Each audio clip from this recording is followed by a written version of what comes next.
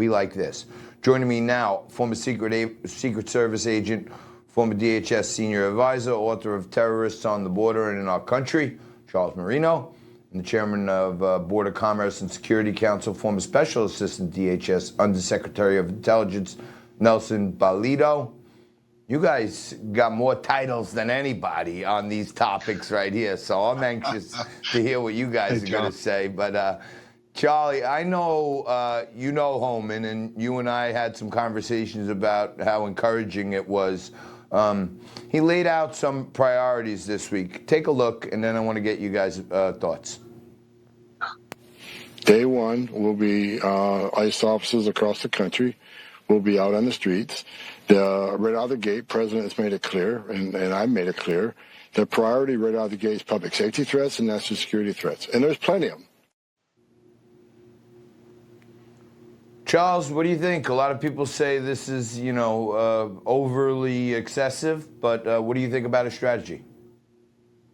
Absolutely not. It's not excessive at all. Look, the law's going to be enforced and law enforcement's going to be allowed to do their job, which is going to be a complete 180 from what's been going on the last 4 years. And oh, by the way, more good news. This is just one small part of the overall solution that you're going to see the Trump administration roll out as soon as they take office. You're going to see the border become more secure. You're going to see physical barriers, greater technology, the manpower that's going to be necessary down there to enforce the law will be allowed to do their jobs. And then you're going to see tough diplomacy with our international partners. You've already seen it with Canada. They're already standing up stronger programs on their side of the border. You're going to see it with Mexico. You'll see remain in Mexico. My prediction is come back where people's claims of asylum will be verified. And you'll see the countries along the migration path in Latin America, Central America, and the Northern Triangle be held accountable for becoming part of the solution instead of being part of the problem. And if that means withholding all this nice U.S. money that goes to these countries, tough, so be it. Indeed. Nelson, Chicago Mayor Brandon Johnson said he would oppose mass deportations, but it's not all the leaders in Chicago. Take a look at this. Chicago Alderman Raymond Lopez says we must enforce the laws, starting with those committing dangerous, violent crimes. There's a growing pressure for Justin Trudeau to resign. What do you think about the Chicago mayor and some of his own people in his administration? We gotta the politicians have to comply. Listen, if you ask me, I do think that he should probably take a book. Page out of the book of the mayor of New York, one of his colleagues, basically saying, look, we've had enough.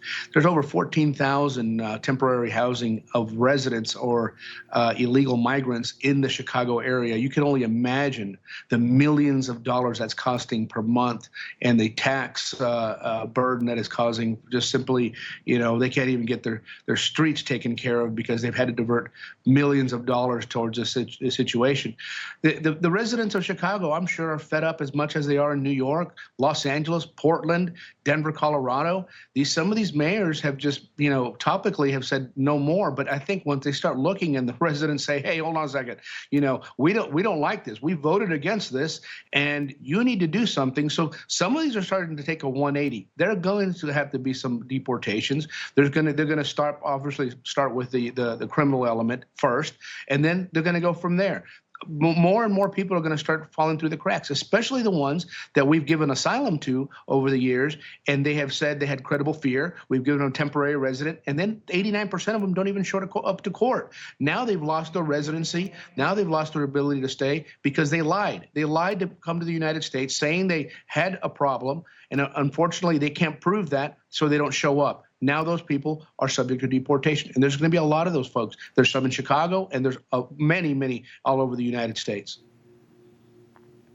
What's interesting is we'll see how this mayor stands up. When Tom Homan said, any of the politicians that want to get in my way, I'm going to lock you up too. So maybe these mayors will step aside for Tom Homan. And if they don't keep their word, defund the sanctuary cities. Stop sending all these federal public safety grants to these cities that want to thumb their nose at law and order. This is why You got to hit him where it Newsmax is hurts. lucky we Hit him where got it Charles hurts. Marino and Charles Marino and Nelson Balido. You guys are the best. Thank you guys. Appreciate it. All right. See you, John. Thanks for having us.